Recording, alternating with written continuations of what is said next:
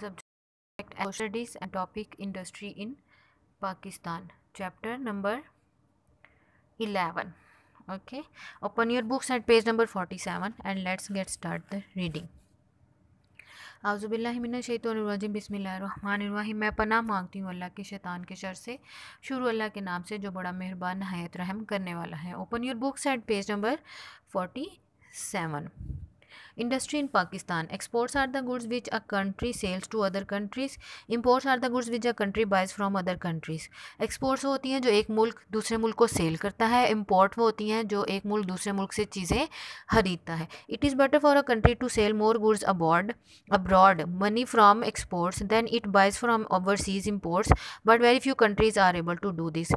कि ये बहुत अच्छा है कि कोई मुल्क जो है चीज़ें बेचे ज़्यादा और ख़रीदे कम, लेकिन बहुत कम कंट्रीज़ हैं जो ऐसा कर सकती हैं, जिनके लिए ऐसा पॉसिबल है. When a country spends more funds on imports then it turns from exports then its savings are decrease. जब कोई कंट्री की इंपोर्ट्स ज़्यादा हो जाती हैं और एक्सपोर्ट्स कम हो जाती हैं तो क्या होता है कि उसका जो सेविंग्स होती हैं वो कम हो जाती हैं और उस कर्ज़ा लेने पर मजबूर हो जाता है.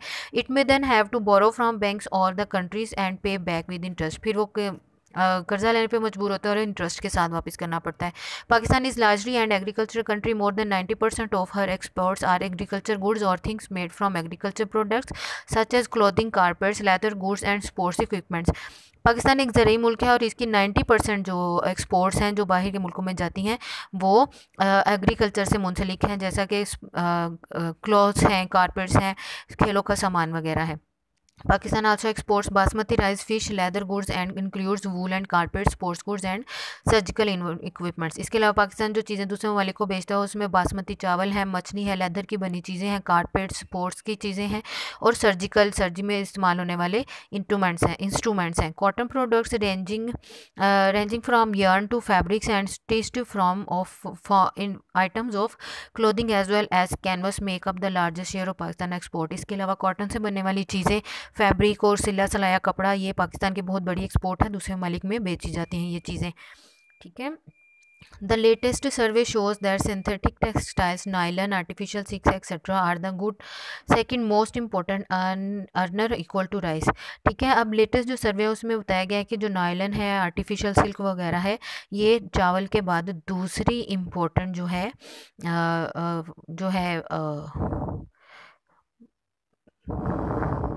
दूसरी अर्निंग जो है इसमें हो रही है. ममालिक इससे ज़्यादा कमाई कर रहे हैं. ये नीचे कुछ चीज़ें बनी हुई हैं जो कि हम दूसरे ममालिक को एक्सपोर्ट करते हैं. नेक्स्ट पेज पे आ जाए.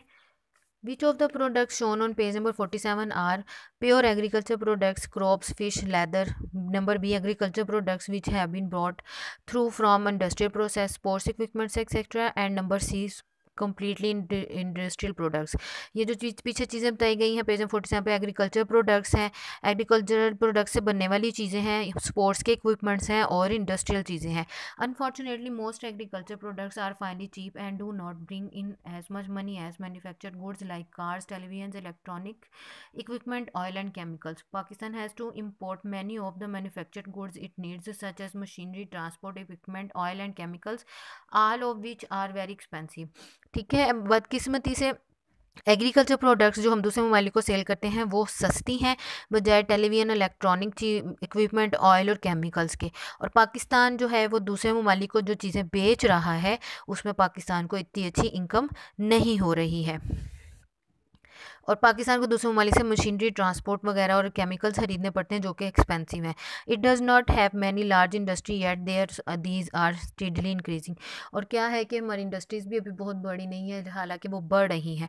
This chart shows the comparison between some of Pakistan industries in 1964 and 2007 in millions of tons. ठीक है. 1964 से लेकर अब 2007 तक ये जो हैं पाकिस्तान में ये वाली इंडस्ट्रीज़ में कितनी तरक्की हुई है इस चार्ट में बताई गई है और ये नीचे उसकी डिस्क्रिप्शन दी गई है. Although Pakistan is largely an agricultural country, its industry is steadily growing. Pakistan tries as much as possible to use raw material that is grown or found at home for its industrial products. के पाकिस्तान के लिए agriculture country है और इसकी industry बढ़ रही है। पाकिस्तान कोशिश कर रहा है कि जो अपने मुल्क में मौजूद है ना रॉ मटेरियल, उसी को यूज़ करे, बाहर से उसको ना खरीदना पड़े। Cotton, the most important manufacturing industry is that of cotton textile. बहुत इंपॉर्टेंट मैन्युफैक्चरिंग इंडस्ट्री है cotton textile.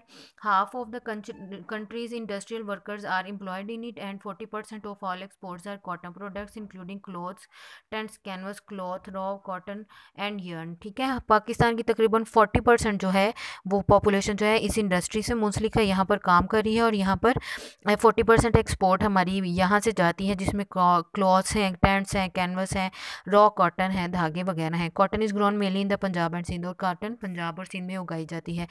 Even the richest soil have to be fertilized to get decent cotton crops. Most cotton crops are heavily irrigated. जो बहुत अच्छी soil है ना, उसमें भी fertilisers डालने पड़ते हैं उसको और अच्छा करने के लिए। और बहुत हैवी कॉटन जो है वो पाकिस्तान में ग्रो की जाती है। The ripe cotton boll is a mass of thread 2 to 5 centimetre long, each fasten to a seed. These threads are the cotton that will be made into yarns and textiles. ठीक है, cotton के balls होते हैं जिसपे threads होते हैं 2 से 5 centimetre long होते हैं।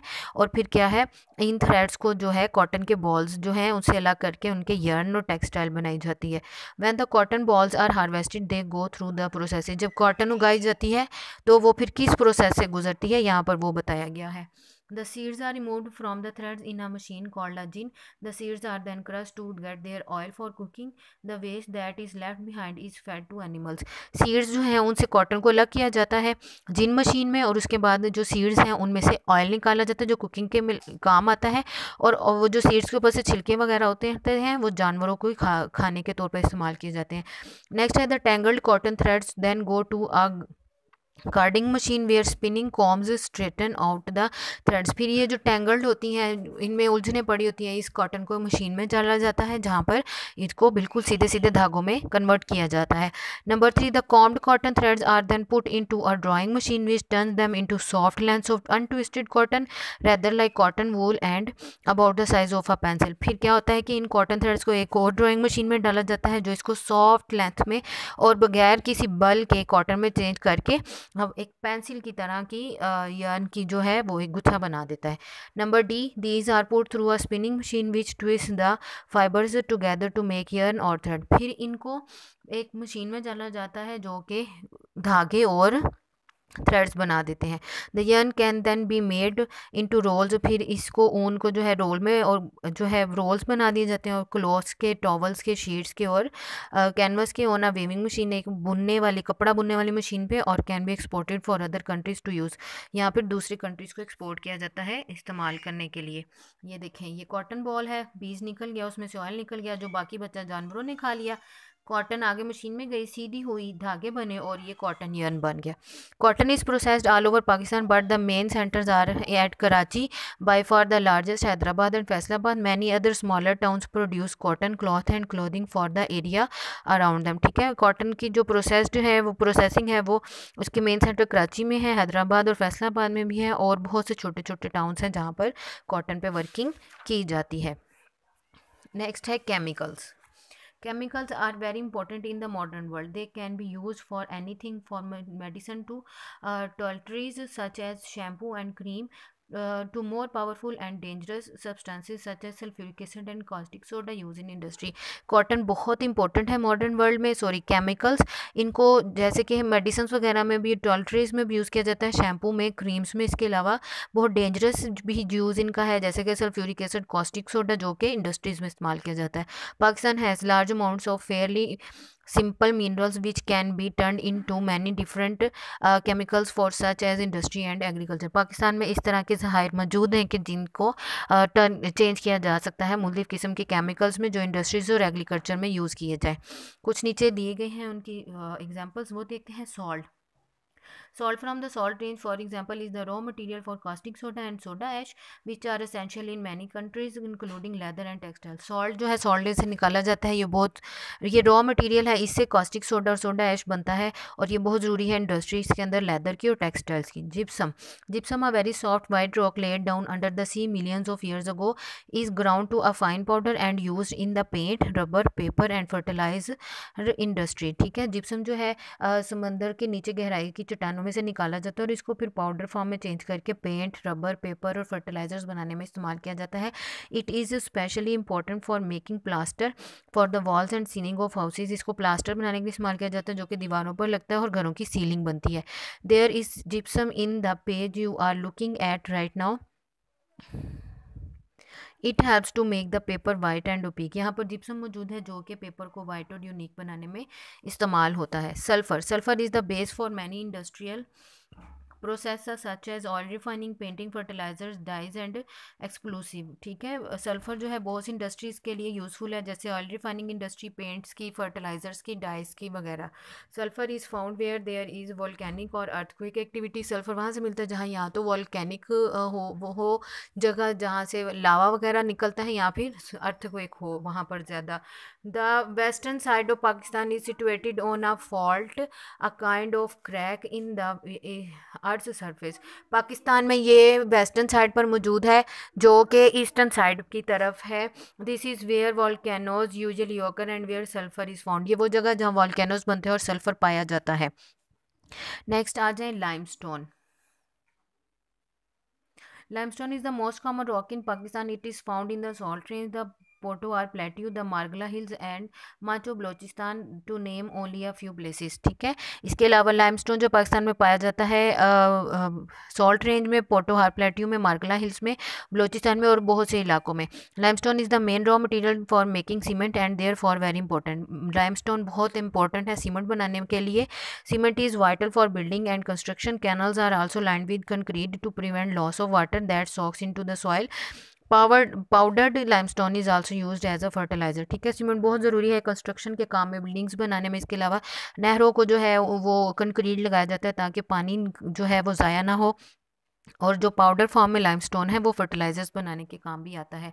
Making cement. सीमेंट कैसे बनता है? All the raw materials of cement are cheap and plentiful. जबकि सीमेंट बनाने का रॉ मटेरियल सस्ता है, आराम से मिल सकता है। It's manufacture needs huge amount of heat. लेकिन इसको बनाने के लिए बहुत बड़ी तादाद अमाउंट में हीट चाहिए। फॉर्चुनेटली खुशकिस्मती the natural gas of the country provides much of this. हमारी जो मुल्क में जो नेचुरल गैस है वो हमें काफ़ी हीट प्रोवाइड कर रही है। Broken limestone is put into the top of a huge tilted steel tube up to 200 meters long and 6 meters wide। एक बड़ी सी स्टील की ट्यूब होती है वो जो कि 200 मीटर लंबी और 6 मीटर चौड़ी होती है, उसके अंदर लाइमस्टोन को डाला जाता है। The tube turns round very slowly. और ट्यूब्स बहुत आहिस्ता आहिस्ता नीचे जो है वो टर्न होती रहती है। At the same time a very hot flame rushes up from the lower end of the tube. उसी टाइम जो ट्यूब का नीचे वाला हिस्सा होता है वहाँ से बहुत तेज़ फ्लेम जो होता है वो ट्यूब के अंदर जाता है। In the intense heat the limestone turns into the lumps of rocks. और इतनी ज़्यादा हीट होती है कि जो लाइमस्टोन है ना वो छोटे छोटे स्टोन्स में तब्दील हो जाती है। विच विल बिकम सीमेंट, जो सीमेंट बनता है। When these rocks reach the bottom of the tube, जब ये रॉक्स ट्यूब की बॉटम में पहुंचती हैं, they are ground to a powder between huge steel rollers. फिर बहुत बड़े स्टील के रोलर्स लगे होते हैं उसके आगे ही, बिल्कुल उनके ऊपर ये गिरता जाता है और वो इसको क्रश करके पाउडर बनाता है। उसके नीचे ही सैक पड़ी होती है और सीमेंट उसी टाइम उन सैक्स में डाला जाता है। साथ साथ आगे ये बताया गया है, this is cement, it is quickly placed in thick paper sacks because it is gets wet it will be spoiled as it will harden. क्योंकि अगर ये गीला हो जाएगा तो ये हार्ड हो जाएगा और ये स्पॉइल हो जाएगा। Fertilizers. The use of agriculture fertilizers in farming has risen from 14,000 tons in 1959 to almost 3,70,000 tons in 2007, of which 80,000 tons were imported। ठीक है, 1959 में 14,000 tons था जबकि 2007 में 3,70,000 टन फर्टिलाइजर्स बनाए गए, जिनमें से 80,000 फर्टिलाइजर जो हैं हम इम्पोर्ट भी करते हैं। Fortunately many of the raw materials for making fertilizers are good in Pakistan. Gypsum, coal, gas are an ingredient as well as for heating the industrial processes. ठीक है, जिप्सम है, कोल है, गैस है, जो कि इंग्रेडिएंट्स भी हैं और इंडस्ट्रियल प्रोसेसेस में हीटिंग के काम भी आते हैं। ये हमारे पास मौजूद हैं। Even so large amount still have to be imported. फिर भी हमें बहुत से फर्टिलाइजर्स दूसरे मुल्कों से खरीदने पड़ते हैं। 6 million rupees worth of insecticides was also imported to protect the crops, particularly cotton, from damage by pesticides. तकरीबन 6 मिलियन की हमें इंसेक्टिसाइड्स, कीड़े मारद व्याध अभी भी बाहर के मुल्कों से खरीदनी पड़ती है, हाँ, अपनी फसलों को बचाने के लिए, खासतौर पर कॉटन को, ताकि वो डैमेज ना हो जाए। Next, diary, right and short question answers from the reading on your register and learn the reading. आपने इतनी रीडिंग में से फर्टिलाइजर्स तक 10 क्वेश्चन शॉर्ट आंसर जो है, शॉर्ट क्वेश्चन आंसर हैं, वो आपने बनाने हैं और उनका अपने रजिस्टर पर होमवर्क करना है, और फिर इतनी रीडिंग आपने लर्न भी करनी है। Okay students, take care, best of luck, अल्लाह हाफिज़।